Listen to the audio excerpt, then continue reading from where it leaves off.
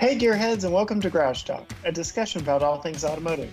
I'm Cory. And I'm Matt. And each week this podcast will serve as a catalyst for discussion on all sorts of topics that grind our gears, rev our engines, and this is going to be a fun episode, let me tell you. We have some special guests with us this week. Sitting across the table from me is my dad, Rob Thorson. And sitting next to him, also across the table from me, is Jon Mercer, a dear friend of mine. And the three of us are hanging out in North Arkansas at my grandparents' house. Cory is back home in East Texas. And we're going to have some fun this afternoon. Sharing Fun some... is an interesting word for it. I don't know. It seems like y'all are having just a little bit more than possibly me over here, but maybe just a smidge, yeah. It's getting a lot of fun. But yeah. Before we jump into the episode, what's this episode all about this week, Cory? Well, this week I figured, since we're rolling back and finishing up with Thanksgiving as of the airing of this episode, I figured we'd keep it going just a little bit longer. Thanksgiving doesn't get its true due because I can tell you right now, looking around my house, Christmas decorations are already out. Oh, yeah. So I want to just give just a little bit more time to Thanksgiving and do a Thanksgiving special on Garage Talk and just talk about some of the things we are thankful for as gearheads in the automotive world. And so I've got a short list. I've already kind of sneaked a peek at your list, Matt. And like you said, we've got a couple guests to give their thoughts and opinions on the matter as well. Should be a lot of fun. So you want to kick us off then with your first thankful thing? All right. So my first thankful thing is probably... I'm sure our listeners are sick and tired of hearing this from me at this point, but the Chevy Camaro. I mean, come on. It is the car that got me into cars in the very, very first place. And without the Camaro, I would not be a gearhead. This podcast would not exist. So all of y'all who enjoy this podcast on a weekly basis had to be thankful for the Camaro as well. Love it or hate it, it's made the Mustang better. The Mustang has made the Camaro better, and it has been a fun 40-plus year rivalry. That's 50 years now. No, because there's 10 years missing in there. Well, it's not 10, but... Anyway, yeah. So that's my first. What about you, Matt? My first thing, and guys, feel free to jump in here anytime. The first thing I got on my list is kind of an obvious one. We talk about it a lot here on the show. Manual transmissions. Woohoo! Oh, yeah, absolutely. Like, the world would not be the same without manual transmissions. Unfortunately, we're about to find out exactly what that's going to be like because they are dwindling away so very fast. They'll never go away. That's what I hope. You say that, Rob, but I believe they will be a very niche market, if you will, and the new manufacturer of them, I can very much see going away altogether. But there will always be gearheads like us hanging on to old classics. Yeah, I would say that about the only time that the automatic will go away is when we go fully electric, where there won't be any need for shifting of gears. It's just put the hammer down and go or stop. So, which is basically an automatic anyway. Almost. You do have to put it in gear when you drive an automatic, but the rest of it is done electronically. Yeah. But I don't even think that has to happen with a battery powered anymore. Yeah, I think the biggest thing for me, I still fall into the trap of calling it a standard transmission. Yeah. And then I get people go, "Oh, you mean automatic?" I'm like, "No, sorry. The other standard, the real standard the of first transmissions." The first standard.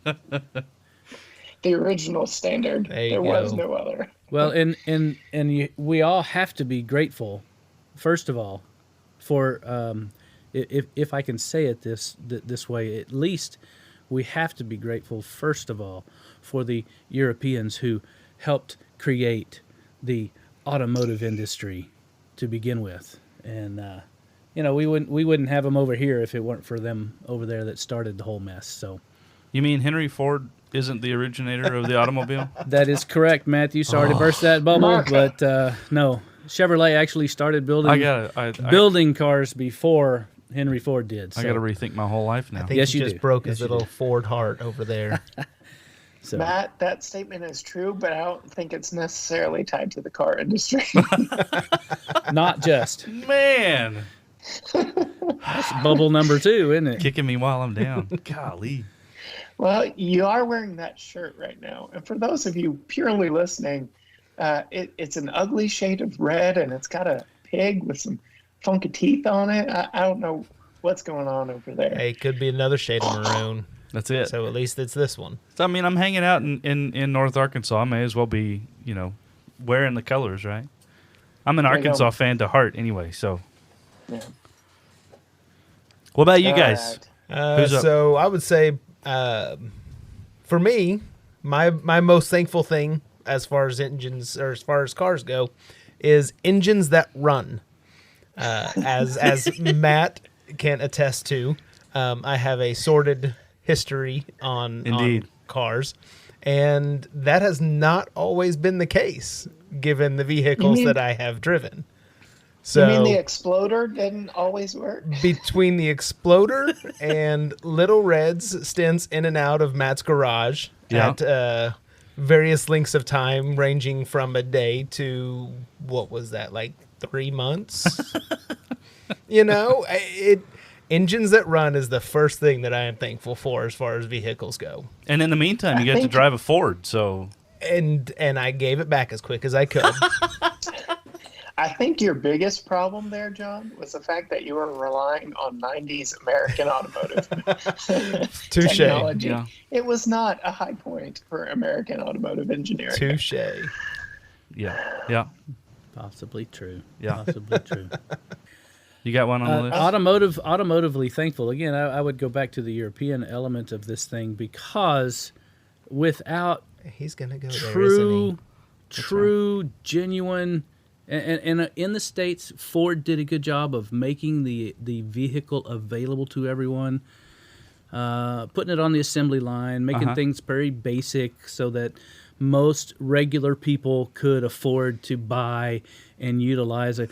he? You mean it's But, almost you like know, a people's car? It's almost like a people's car, but the engineering feat and the capability and the quality of that fine German engineering Volkswagen, which actually is the people's car. Here. I cannot be more thankful than knowing that Ferdinand Porsche was put into a position where he could create and utilize the finest of equipment in the late 30s into the 40s and on into it was 2007, I think, is when the last one rolled off the assembly line. 2002, Yeah, I think it was 2002. which was a very it wasn't that sad long day. ago.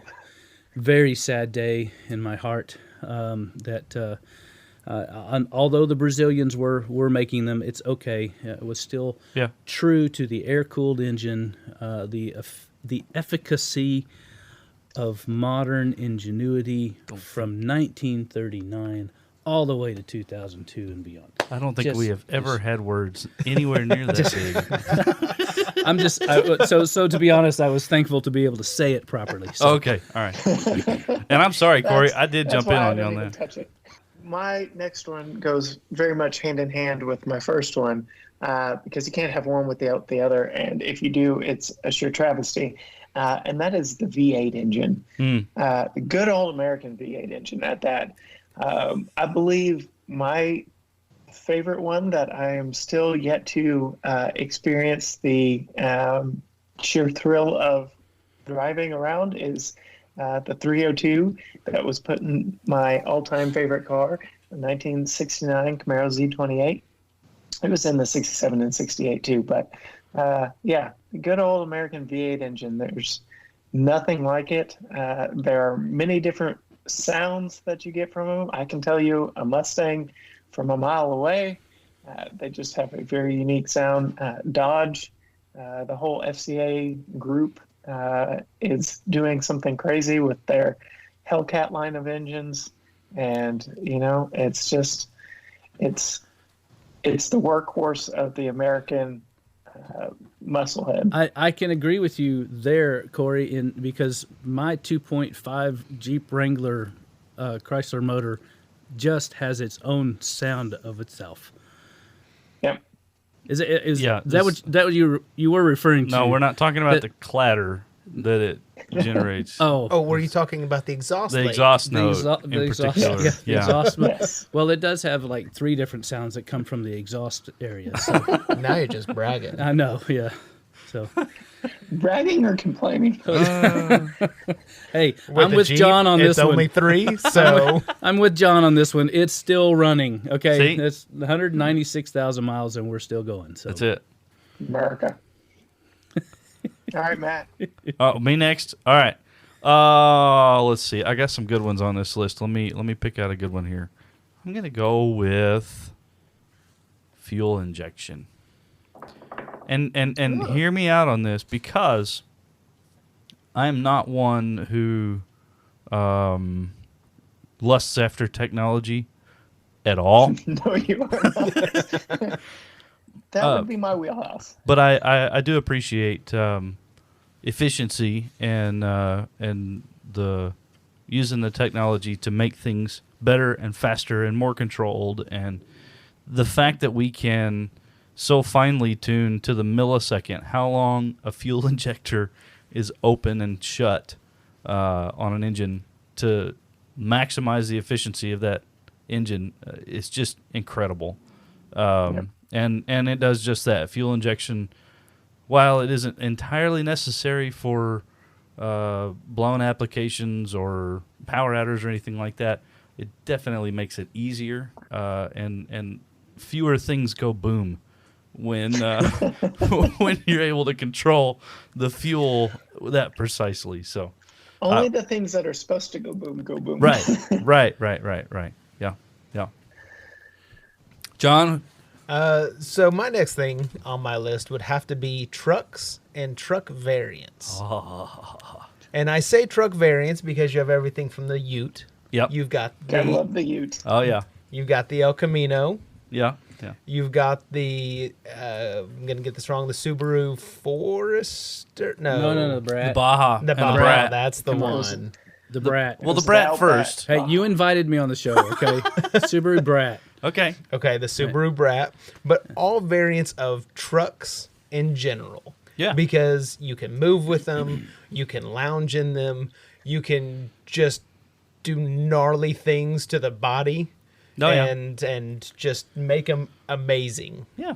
So Um, my Texas heart there screams for a good truck. There you go.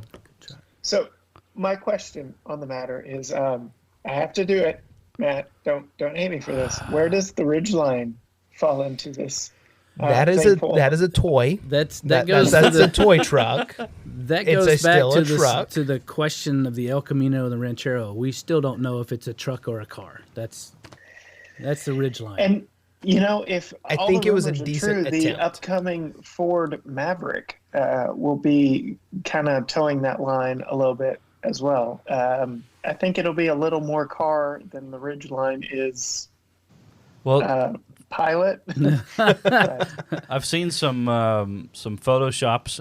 I think they're internet photoshops of the Bronco Sport with a pickup bed and the Maverick imprint across the tailgate. So I do think they're going to use the Bronco Sport for the Bronco pickup variant, at least initially. And the Bronco Sport is just a gussied up Escape. So Right. And yeah, so it's a unit body, it's front engine, front drive, or all-wheel drive. So it does. And see, that's I think where I have my issue, because most of the cool Utes and like the El Camino, front engine, rear wheel drive, the Maloo down There you go. down under in Australia, Yeah. front engine, rear wheel drive. When you start getting into these cutesy little car based front engine, front wheel drive, biased, Right. that's when I start losing interest. Well, Yeah, but the thing about those is you still have a lot of the basic capabilities that made trucks, in my opinion, what trucks were designed to do. You've got the open back end, so you've got the room to put in whatever you need. You've got the ability to like I said, sit in the back of it, lounge around, go to the beach, go to the backwoods, sit back there and, hang out. So to me, even though it might not have the power that some of the bigger designs have, you have those things that made trucks what trucks were for. We're getting deep on garage talk this week. Rob looks like he's deep just on itching something. to say something. Well, you just can't get past the Volkswagen. I'm just kidding.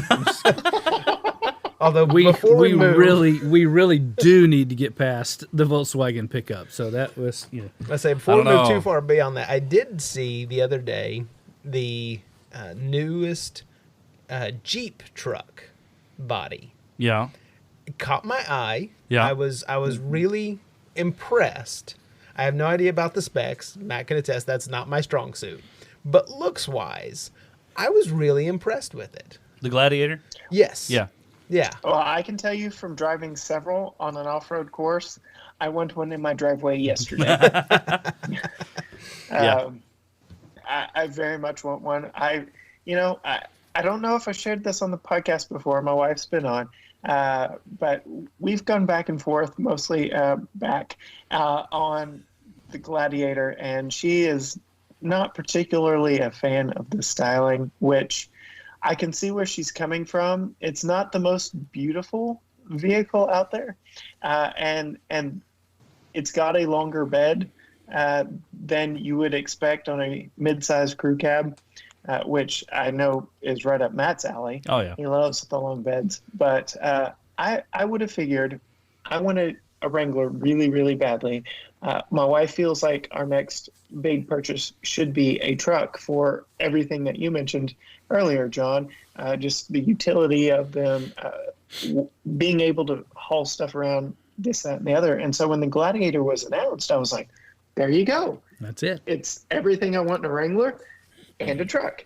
And until we got to that point of it just does not check all the boxes for her on the list. It has cup holders And air conditioning. Yeah. You can get bells and whistles. Yeah. Oh, yeah. You can get tons of bells and whistles. And they did not You get ask me, a longtime Wrangler driver, they didn't ask me, but I do think that they could have scooted the cab a little bit further forward, taken out about 6 inches in hood space and distance, and scooted that whole bed up a little bit. I think it would have made it a little more symmetrically balanced in its presentation. But you know why they didn't?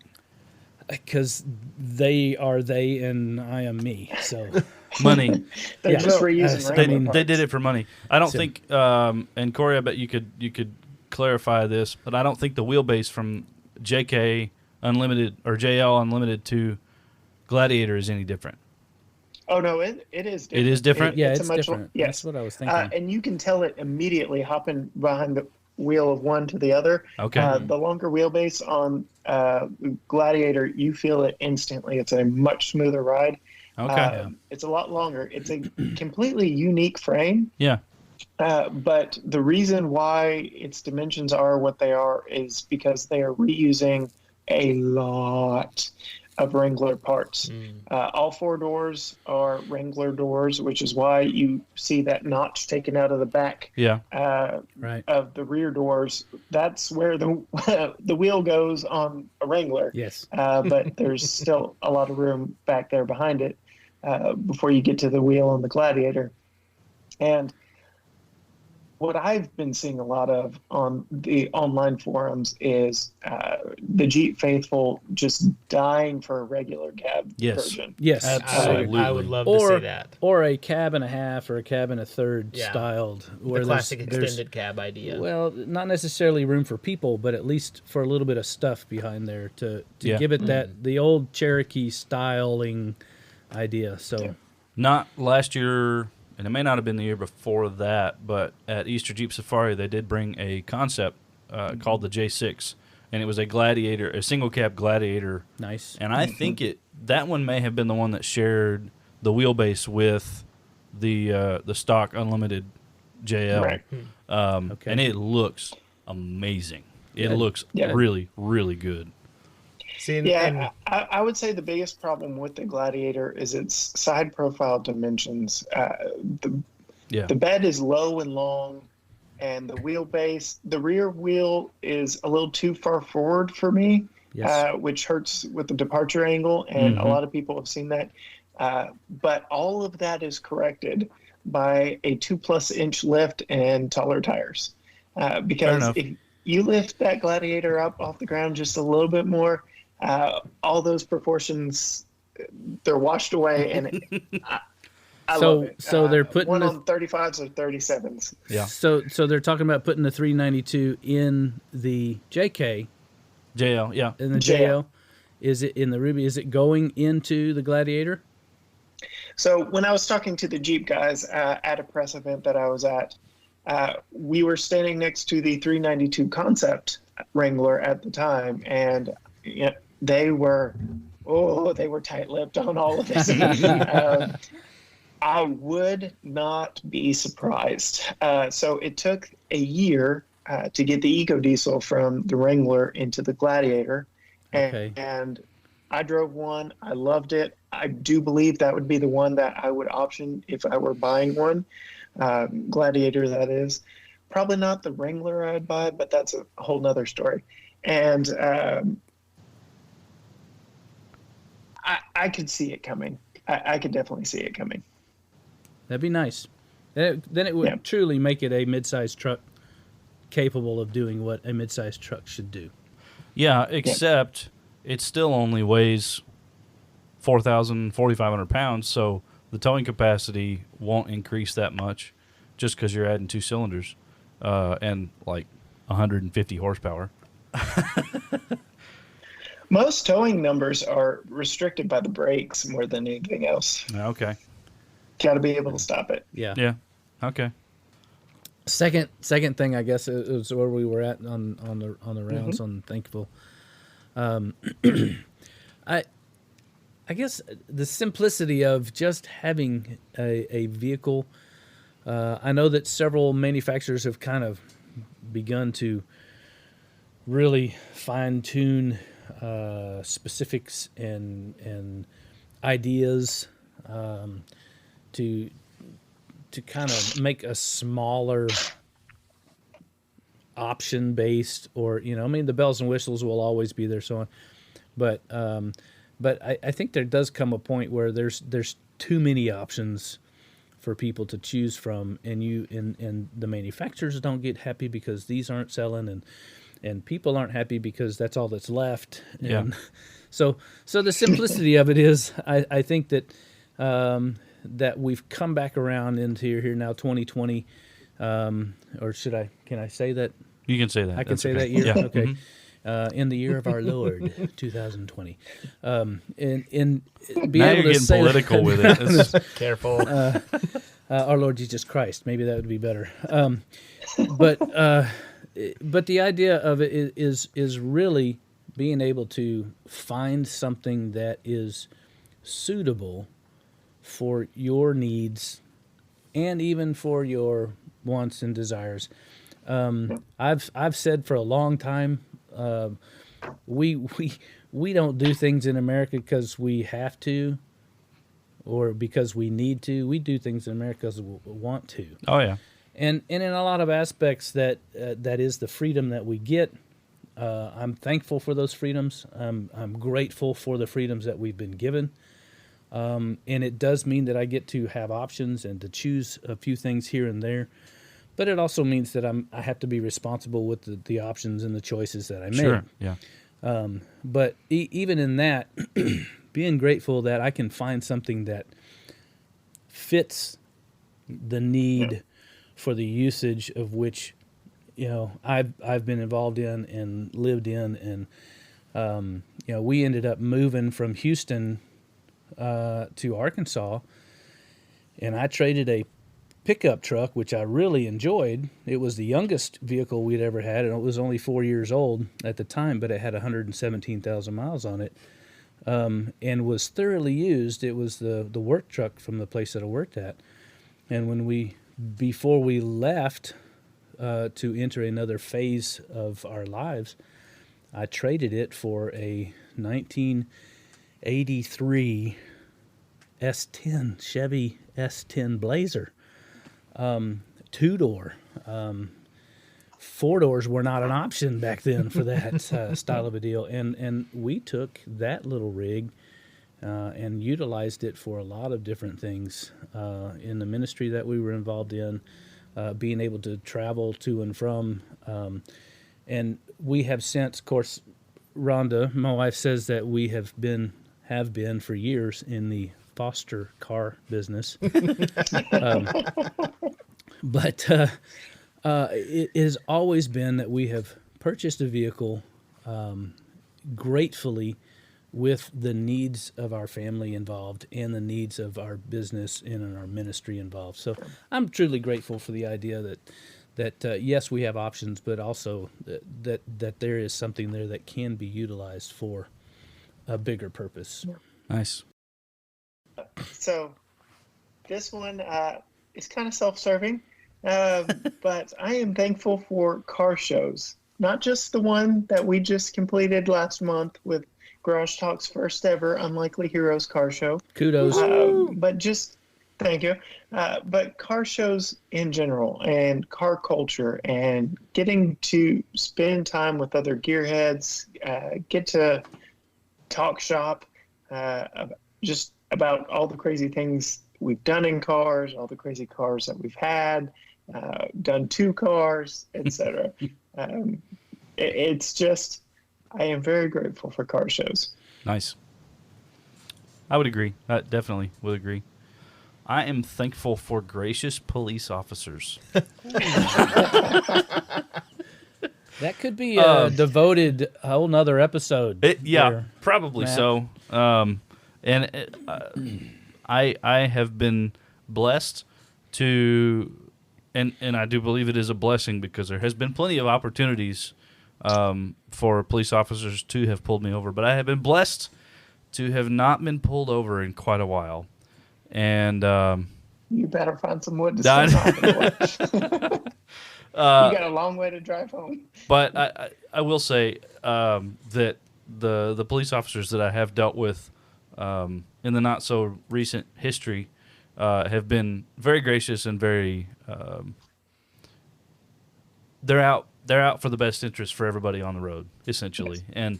And my stupidity is why they lit me up and had a talk with me. So, I'm especially those two incidences where the wheels left the road. Well, yeah, we covered those last week pretty thoroughly. Mama tried to raise you better. Mama tried.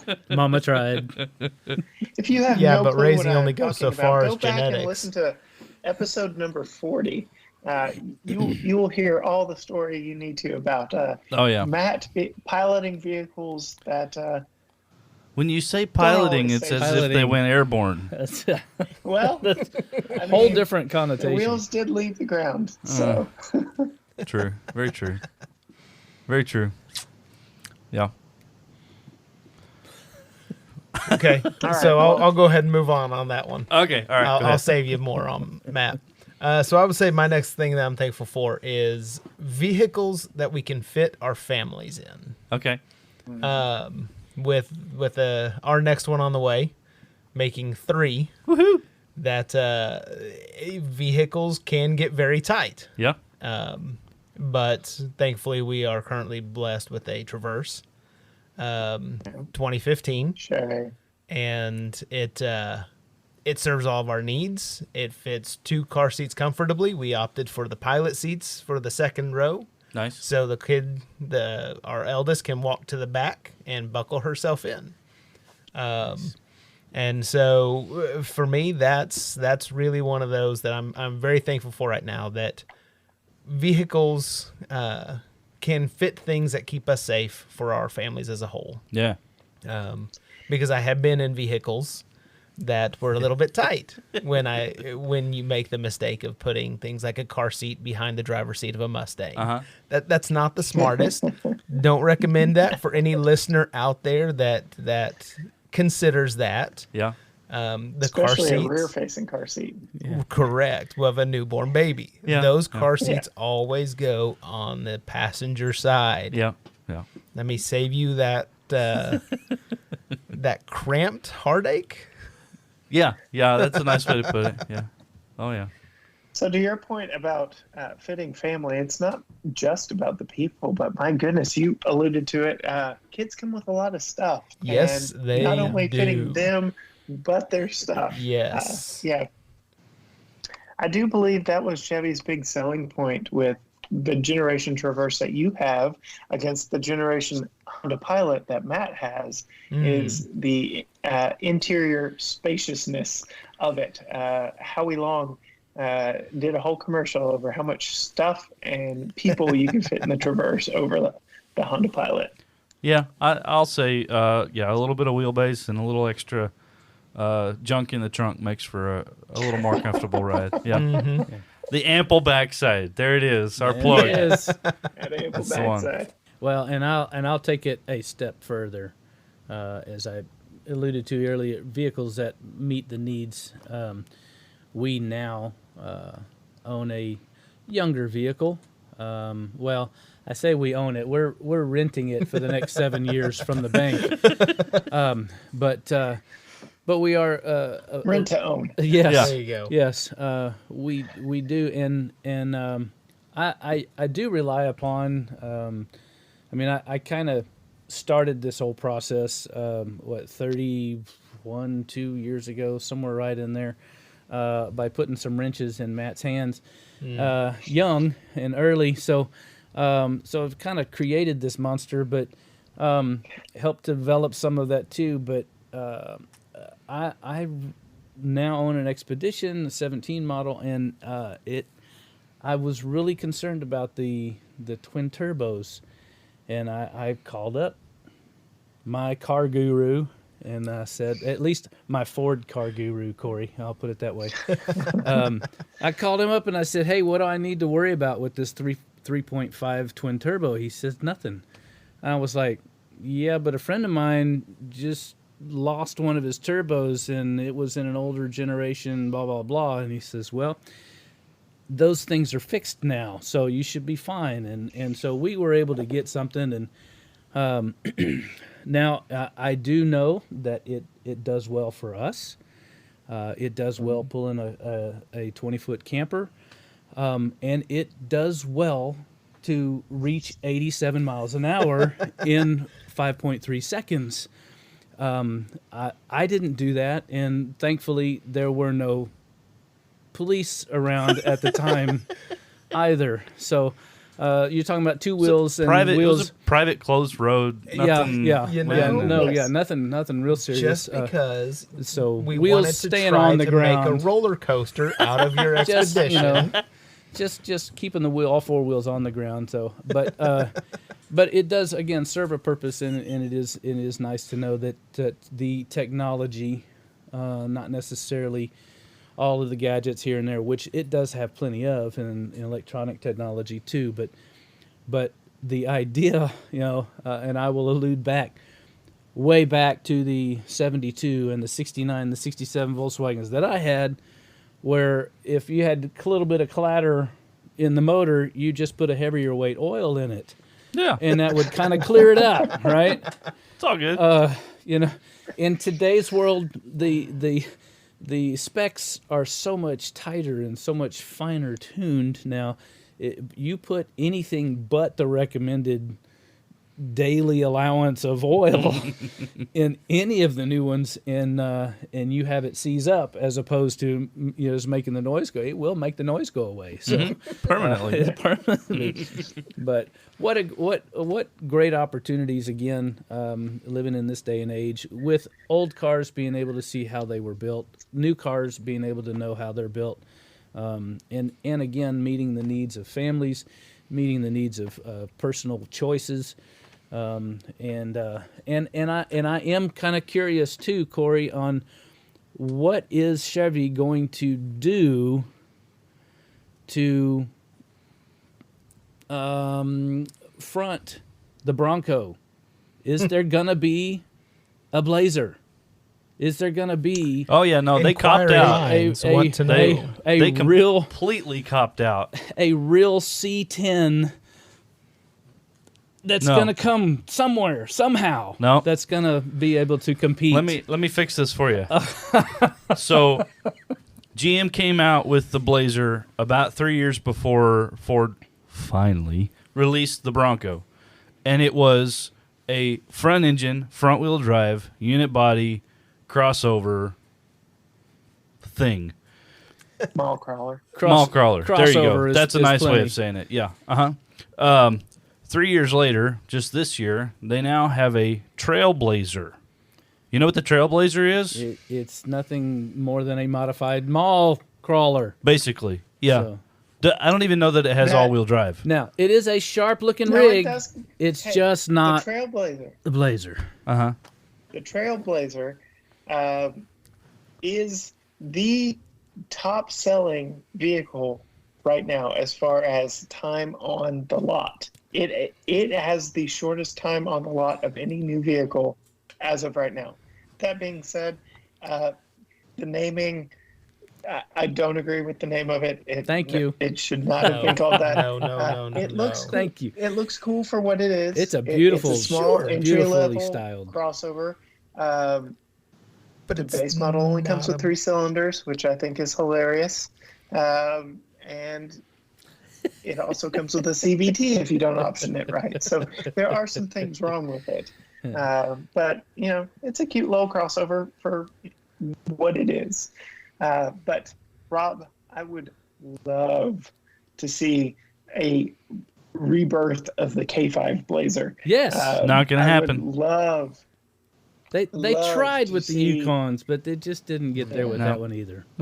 I would love to see just something from Chevy to show that they really want to compete in this blossoming off-road world. And the best that we have from General Motors, period, to show that they're still interested is the Hummer EV, which is got tons of crazy tech and can do Yes. a lot of crazy stuff off the road. Yes. But It's not here is yet. Not for the masses. It won't be here for a while.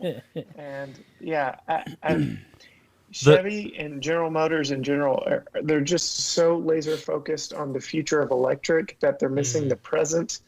And it hurts my heart a lot because the TRX from Ram, amazing truck. Would love to see something from the Bowtie brand to compete with it and to show, you know, the two big players in that area who's boss. But Wasn't that We have- supposed to be the ZR2? Oh no, that was supposed to Right. compete against the Ranger. Never No, mind. it has Never been mind. cop out after cop out after cop out from GM the ZR2 for a decade.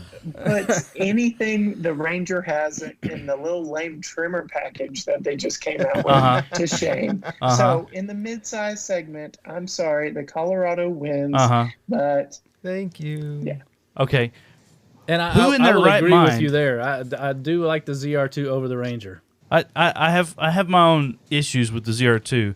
For one, who in their right mind puts Formula One shocks on an off-road truck? What about that makes sense? have you driven one? I have not driven one. Control. I have it's not. called Control. That's a road car.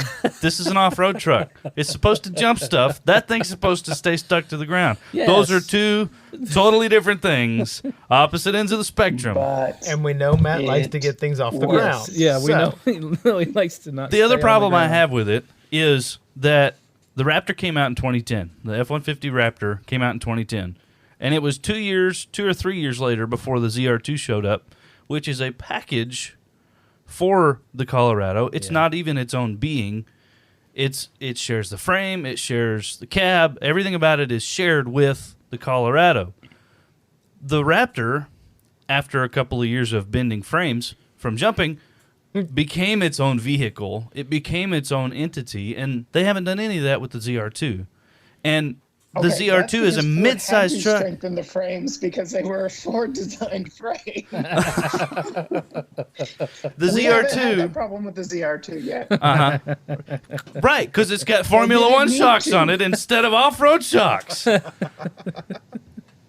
Okay, we need to get back to the thankful The idea, thankfulness, Matt. yes. So I'm calm down a thankful little for bit. wheel travel. Lots and And you lots get of wheel plenty travel. it in the ZR2. Let me tell you. Don't knock it till you tried it, Matt. Oh, I haven't got to drive a Raptor All yet right. either, so this is all Yeah. keyboard warrior stuff. I got so. I got to drive one of those, but mainly just on the highway. So Yeah. All right. Well, I do realize that we have been talking for quite some time, so I've got two more that I desperately want to get to as we wrap this episode of thankfulness, which has turned into something much more, and we knew it would with our special guest this week. But I had this one on my list to start up a little controversy, and we've had a little controversy already, so this one will be fun to share. I am thankful for ugly cars. oh, Because, look, when did the Pontiac Aztek cease production?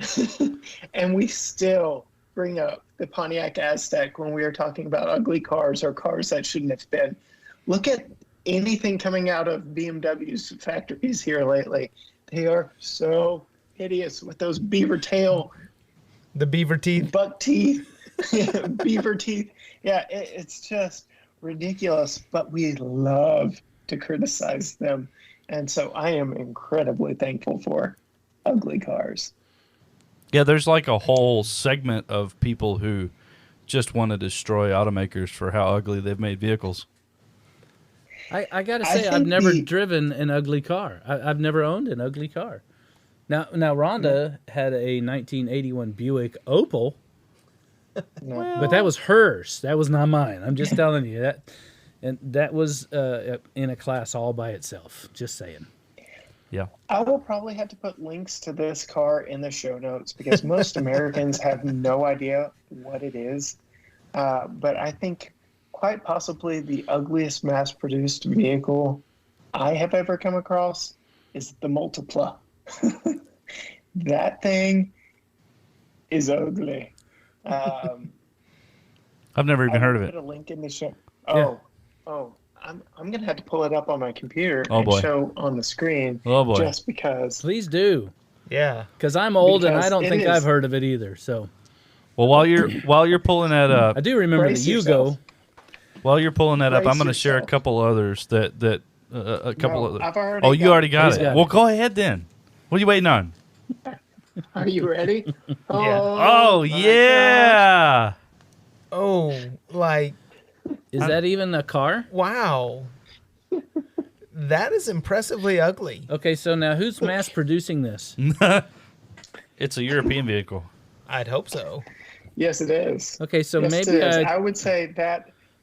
So it's a Fiat, the Fiat Multipla. It is the ugliest vehicle I think I've ever come across, and yeah, I truly appreciate its quirkiness and its ugliness. But you also and owned a I would Juke, love to drive one day. didn't you? did you? Speaking of, Did, I will trump your card. That's what I was about to say. You also owned a Juke. So, I did not own a Juke. you didn't own one? Do not put that evil juju on me. you drove one for a while Oh. then, right? I No, he have had a, never even sat in a Juke. Jukes are terrible. Then which my one is it friend. that I'm thinking Well, just of? think though, Corey, if you would have bought one, you could have been a jukebox hero. No, no. I'll give you your sound effect there, Rob. I'm thankful We for need dad to jokes. take Rob's microphone away from him. Where is that mute button? It might be past my bedtime. Who knows? Okay, I got two other quick Just ones. Oh my One gracious! more look at the backside of the Multipla. Bull. It's truly hideous vehicle. Two other quick ones from me. 4-wheel drive and locking differentials. I am thankful for both of those items. I think they go without saying. What's the Unstuck point? And What's the point of having 4-wheel drive if all four wheels lock together? That's not 4-wheel drive. That's just one complete doing its thing. You're trying really hard. poking the bear. Oh my goodness. Oh my goodness. So if you're gonna have it truly 4-wheel drive and locking differentials, please stay away from the LSD differentials. Yeah, because that's not a locker. It's that's not a limited locker. slip. It's not. Yeah, There's still slippage. Just gotta say, if you're gonna have 4-wheel drive, go for 4-wheel drive. Yep. Here. Yeah. All right. What's your other one? Well, that was yours? 4-wheel drive and locking differentials. They go hand in hand. So it's really John, pointless Rob, to have y'all one got without the other. Any thoughts to close us out on your end? I'm thankful for both 2 and 4 wheels. Yeah. I mean, the ability. I have never owned a motorcycle or a scooter. I'll even give scooter drivers some credit. But I said some. But I am thankful for the ability to be able to drive them and the freedom and the feeling that you can get only in on a motorcycle or 2 wheels. Because there is a feeling that you cannot recreate on a 4-wheel vehicle. Even going into go-karts or any of those open air 4-wheel vehicles, there's still a feeling that comes with 2 wheels that cannot be replaced. Completely agree. Yep. Completely agree. Rob? A Jeep with the top down is close, but it is not the same. But it's not the same. So, I would just reiterate the idea that just having the capability and having the availability, again, the responsibility. I know, and I'm the old guy on the show tonight, but it really just is a great way to, I guess, umbrella everything here in this attitude in this year of Thanksgiving, and that is truly to be thankful for the options that we've been given and the opportunities we've been given and have, and to be able to utilize them for what their intended purposes are. So, specifically vehicles, I don't know, that's a little broader scope, but even to narrow it down to that, it's just great to know that we have the availability and the option to be thankful for what we've been given. Well said. Well said. So I will close out our thankfulness episode with probably what I am most thankful for currently, and that is our fans, our listeners, anyone who subscribes to this podcast just to hear our voices hash out all the things that we love and we hate about the automotive industry. We've gotten to talk to some pretty awesome people just in the past year, less than a year of doing this podcast, and great opportunities ahead of us. We've got many things in the works that I keep alluding to, all the projects we've got brewing right now, and I just can't wait to share all that with our fans and our listeners. And it's just been Garage Talk has been a blessing in a year in which I needed it. Yeah, for sure. Absolutely. Well, thank you, fellas, for bringing it to us all. A little bit of sanity. Yeah. Thank you guys very much for being on with us this evening, today, this afternoon. It's almost tomorrow already. It's been fun, and I'm sure we'll do it again. I know both of you have lots of car stories that we would love to hear more about. But be sure to check us out, Facebook, Instagram, Twitter, all the good stuff. Are we on Twitter? And our website, gtgaragetalk.com. Links to everything. Until next time. Bye.